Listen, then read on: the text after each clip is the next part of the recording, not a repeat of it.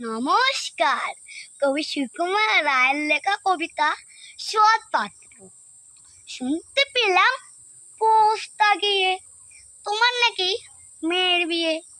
গঙ্গারামকে পাত্র পেলে জানতে চাও সে কেমন ছেলে। মন্দ নয়, সে পাত্র ভালো, রং যদিও বেজায় কালো। তার উপরে মুখের গঠন অনেকটা ঠিক খেঁচার মতন। পেতে বুদ্ধি বলছি মশাই, ধন্যী ছেলের অধ্যাবসায়। 19টি বার ম্যাট্রিককে সে ঘায়ল হয়ে থামল শিশি।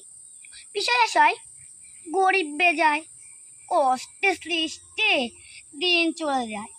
মানুষ তো নয় ভাইগুলো তার, একটা পাগল আর একটা গোয়াল।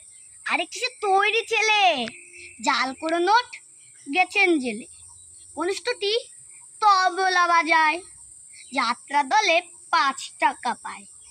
গঙ্গারাম তো কেবল ভোগে পিলের জ্বর আর পাণ্ডু রোগে।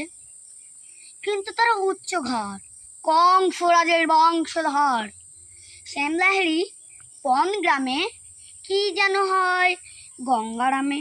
যা হোক, এবার পাত্র পেলে এমন কি আর মন্দ ছেলে। নমস্কার।